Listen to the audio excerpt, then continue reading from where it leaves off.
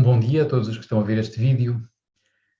O tema de hoje é uma coisa muito simples: pontos de vista. Com a ideia de pontos de vista, muitas vezes temos uma ideia associada que é ter opiniões. Ora, o que é que acontece? Quando eu digo alguma coisa acerca do que eu penso, estou a falar da maneira como eu apreendo a realidade, da maneira como eu vejo os outros, como vejo a mim, como vejo o mundo, como interpreto os acontecimentos. Ora, o que é que acontece? Desde o momento em que eu tenho uma opinião ou um ponto de vista, já não tenho a vista toda. Já não vejo as coisas da perspectiva dos outros. Já não olho, por exemplo, para uma montanha de modo a percebê-la de cima, de baixo, de todos os ângulos, de todos os lados, olhando-a de baixo para cima e de cima para baixo. Se estiver dentro da montanha, posso ter uma perspectiva da gruta, uma perspectiva de cavidades, e aí percebo melhor essa parte do que os que vejam de fora, mas não consigo ver de fora. Justamente, em geral também, quando eu tenho uma perspectiva de fora de alguma coisa, não tenho a perspectiva do interior. E isto é um problema mais ou menos crónico no mundo do pensamento humano, da percepção.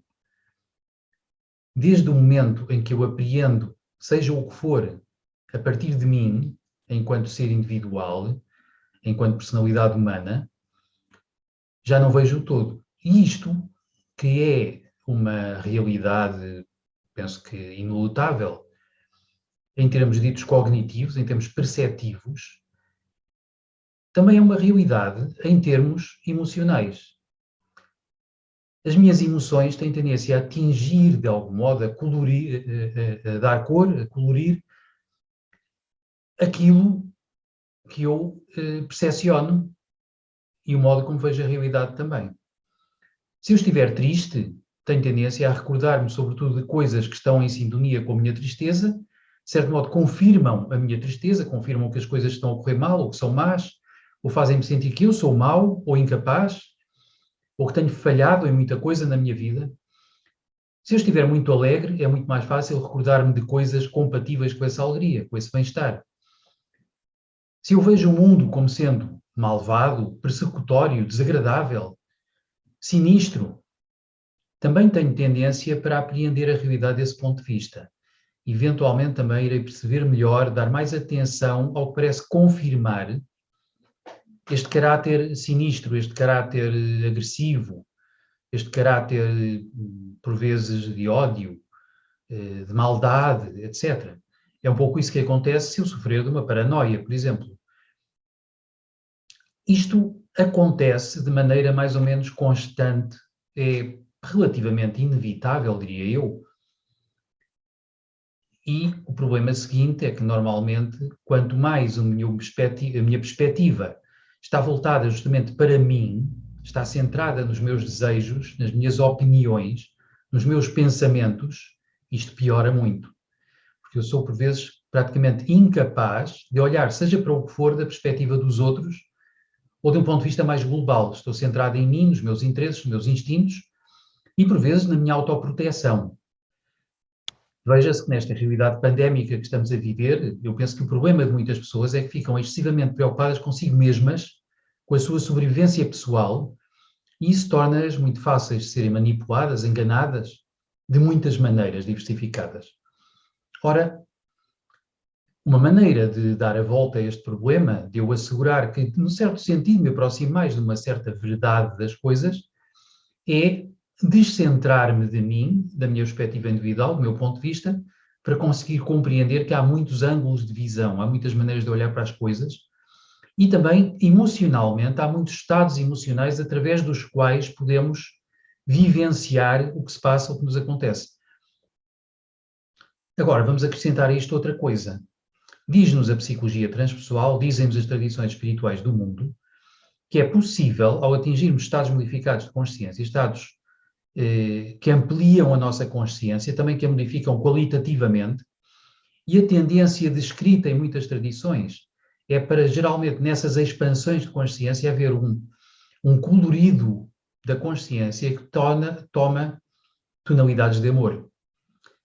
e que nos faz, de algum modo, ter uma tendência para olhar o mundo com afeto, com benevolência, com uma boa intenção e estarmos particularmente atentos, por vezes, àquilo que no mundo é belo, é construtivo, é adequado.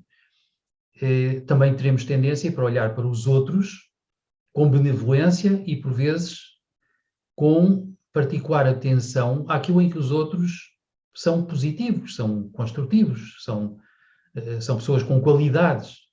Os outros, o mundo, os animais, as plantas, etc. E então, o que acontece é que muitas vezes o que nos é descrito, o que nós encontramos, e alguns de nós temos essa experiência direta, bem entendido, ao expandir a consciência para lá dos nossos estados de consciências normais, tendemos a apreender as coisas de outra maneira. De certo modo, saímos do nosso eu pessoal, da nossa perspectiva autolimitada e autolimitante, e vemos as coisas, por assim dizer, sem perspectiva individual, como se a nossa consciência se expandisse para estar em vários lugares ao mesmo tempo, para perceber que um objeto pode ser muitas coisas ao mesmo tempo.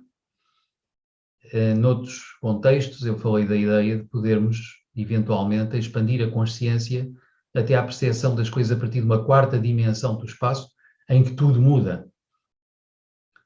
Ora bem, é por isso também que eu valorizo muito pessoalmente, e muitas pessoas que eu conheço também, esta busca espiritual, que é uma busca de uma consciência muito mais expandida, muito mais global, completa, aberta ao mundo e ao universo, e que nos permite, de certo modo, afastar-nos desta praga, que é estarmos autocentrados, e por isso mesmo vermos as coisas de modo muito mais parcelar, incompleto, distorcido e, muitas vezes, injusto em relação aos outros seres vivos.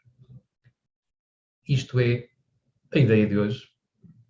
Portanto, já sabem, comentem, partilhem se quiserem, subscrevam o canal. Até breve.